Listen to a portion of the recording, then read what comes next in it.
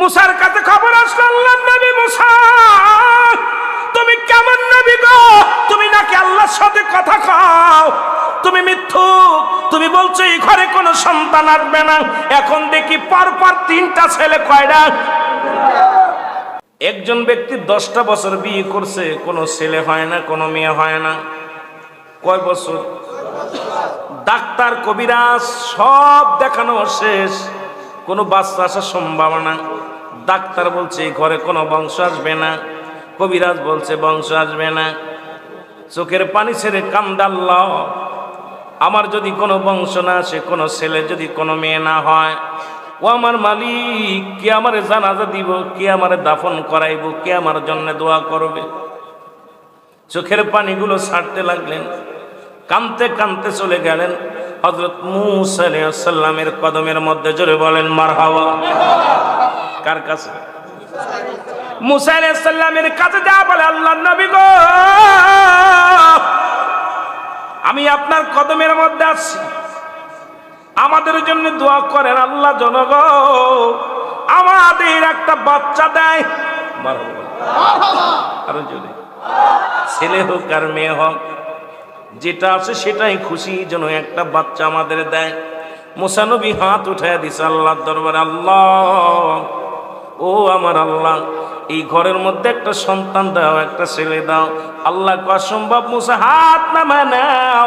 ওই ঘরের মধ্যে মেয়ের গর্ভেও কোনো সন্তান নাই, ছেলের গর্ভেও কোনো সন্তান নাই, কারণ ছেলের ঔরস থেকে কোনো সন্তান আসার সম্ভাবনা নাই। তুমি হাতটা নামায় নাও, আমি আল্লাহ এই ঘরে কোনো ফল ফুল দিতে পারবো না। মুসা নবী কয়, বাবা আমার কাছে তো আইসো বিদ্যা, ছেলে মেয়ে তো সম্ভব না দেওয়া। কেন? বলে আল্লাহর কাছে চাইলাম, আল্লাহর সাথে তো কথা হয়েছে 450 বার। কয়বার? জিবরিল আমিন আগমন করছে 450 বার হযরত মূসা আলাইহিস সালামের কাছে। আমিন বলেন, আমিন বলেন। কয়বার? 450 বার। আমার বাজানেরা, একবার জিবরিল আমিন জানাই দিয়ে কিছু হবে না, যাও চলে যাও। আমার মুসলমান বাবারা, মূসা আলাইহিস সালামের কাছ থেকে যখন নিরাশ হয়ে গেলেন, চোখের পানি ছেড়ে কান্দে, মালিক,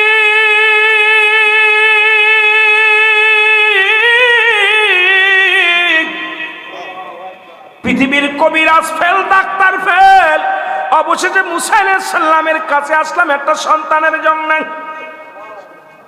কিসের জন্য? এডাও ফেল। কি করি, তুমি কিছু দিবা না আমারে? কানতে কানতে রওনা হয়ে গেল। মূসা আলাইহিস সালাম ফেরত আসলেন। মূসা আলাইহিস সালামের কদম থেকে প্রতীক যখন স্বামী স্ত্রী ফিরে আসলেন, আসা পরে মুসলমান, ওই বছরে এক ছেলে, দ্বিতীয় বছরে আর এক ছেলে, তৃতীয় বছরে আর এক ছেলে। জোরে বলেন মারহাবা। 3 বছরে 3টা পোলা। কয়টা পোলা? কথা হইতেনি, 3টা পোলা। লোকজন কয় মূসা একটা ভণ্ড, মূসা একটা মিথ্যুক, ওরে নবী বলে মানা যাবে না। উনি বলছে এই জামানার নবী, উনি বলছে ঘরে কোনো বাচ্চা আসবে না। এখন দেখি একটা নয়, 2টি নয়, 3টা বাচ্চা। আল্লাহু আকবার বলেন।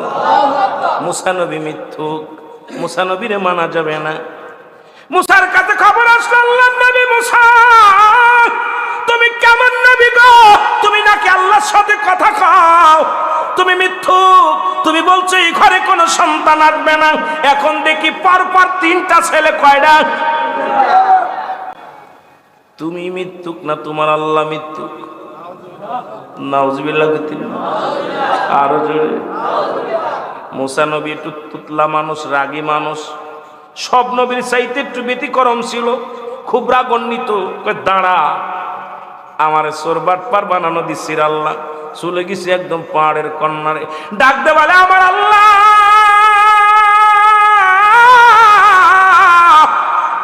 তুমি আমারে আমার কমের লোকদের কাছে বাটপার বানাইলা, সিটার বানাইলা, মিথ্যুক বানাইলা।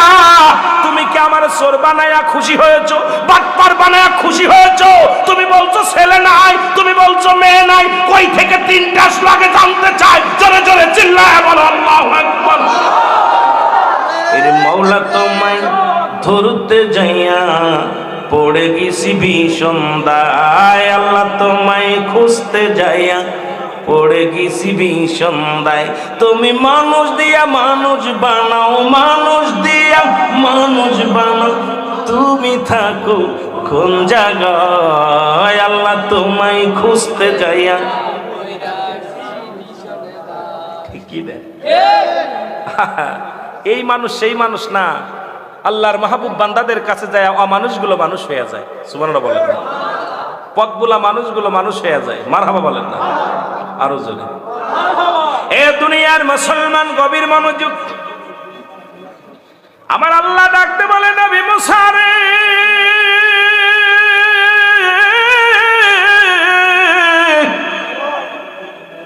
অভিমান করিস না, রাগ করিস না। ওই তিনটা সন্তান আমি কেন দিলাম, কেমনে দিলাম, যদি জানতে চাও তাহলে বেলা ডুবার আগে সূর্য অস্ত হয়েছে, সূর্য অস্ত যাওয়ার আগে ও মুসা তুমি আমার জন্য একটু মানুষের গোশত নিয়ে হাজির হয়ে যাও। জোরে জোরে চিল্লায়া বলা যাবে না মারহাবা? কিসের গোশত? জোরে বলেন কিসের গোশত? মানুষের গোশত। মুসা নবী কয় আল্লাহ মানুষের গোশত আপনি খাইবেন? আমি গোশত খাবো, মানুষের গোশত নিয়ে আসো। মুসা নবী কাল্লা আমি বেলা ডুবার আগে আনবো গো। রওনা হয়ে গেলেন। ভাই একটু গোশত দিবেন, ভাই একটু গোশত দিবেন। যারে কয় সেই জারি দেয়। ফকির মিসকিন যারে বলে সেই রাগ করে। মুসা রে পাগলামি করো না, মানুষের দেহ থেকে গোশত কেটে দিবে, এটা কেমনে হয়? কাল্লা খাইতে চাইছে দাও, আল্লাহ চাইছে দাও। মুসা রে তুমি কি পাগলামি করো, গোশত দেওয়া সম্ভব নয়। মুসা নবী বেলা ডুবে ডুবে যাবে এমন একটা ভাব।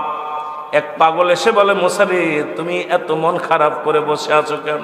তোমার মনে কিসের চিন্তা, তোমার কিসের গবেষণা করো? মুসা নবী ডাকতে বলে পাগল রে আল্লাহ চাইছে মানুষের গোশত খাইতে, আমি অপেক্ষা আছি, সন্ধ্যা লেগে যায় এখনো পর্যন্ত মানুষের গোশত জোগাড় করতে পারি নাই। পাগল কি এটা নি গোশত পাও নাই? কয় না। পাগলা কয় মুসা কিছু মনে না করলে আমি পাগল মানুষ, যদি আমার গোশত দে হয় তাহলে আমি গোশত দিতে পারি। সুবহানাল্লাহ বলেন। মুসা নবী কয় গোশত হলেই হলো, যেহেতু আল্লাহ চাইছে মানুষের গোশত, পাগল হইলেও তো মানুষ, পাগল হইলেও মানুষ। আহা দেখেন পরীক্ষার খেলা। আজকের পরীক্ষা ঠিক একই রকম। সারাদিন বৃষ্টি পড়তেছে, পাগলগুলো আল্লাহর প্রেমে বইরা রাসূলুল্লাহর প্রেমে পড়ে এই মাটির ভিতরে কাদার ভিতরে দাঁড়িয়ে আছে, বসে আছে। মারহাবা বলেন না? আরো জোরে, আরো জোরে। পাগলা বলে মুসা রে কোথা থেকে গোশত কেটে দিব? পাগলা কয় আমার কাছে চাকু আছে, কোথা থেকে কাটবো বলো? কয় তোমার ডানুর থেকে দাও। পাগলা নিয়ে যাতে ডানুর থেকে এক পিস গোশত কেটে দিবে। মুসা নবী পায়া বড় খুশি হয়ে গেলেন। কয় আল্লাহ আজকে আমি সব সংবাদ শুনতে পাবো, গোশত পাইছি। পাগলা যখন এবার মুসা নবী চলে যেতে চায়, পাগলা ডাক দেয় দাঁড়াও, এরে আমার আল্লাহ গোশত খাইতে চাইছে, আমি ডান দিকে দিলাম গোশত, বাম দিক থেকেও দিতে চাই, কারণ যদি আমার আল্লাহ বলে বাম উরতের গোশত ভালো, ডান উরত নয়। এবার আমার আর এক পিস কেটে দিলেন। পাগলা দুই উরত থেকে 2 পিস গোশত কেটে দিয়া বলে নিয়ে যাও, এটা দিলাম, তুমি তোমার আল্লাহর কাছে নিয়ে যাও। এরে গোশত নিয়ে মুসা নবী ডাকতে বলে আমার মালিক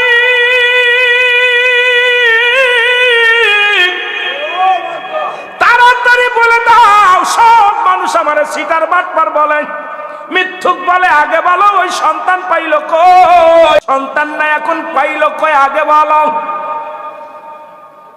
আল্লাহকে গোশত আনছনি? কয় আনছি।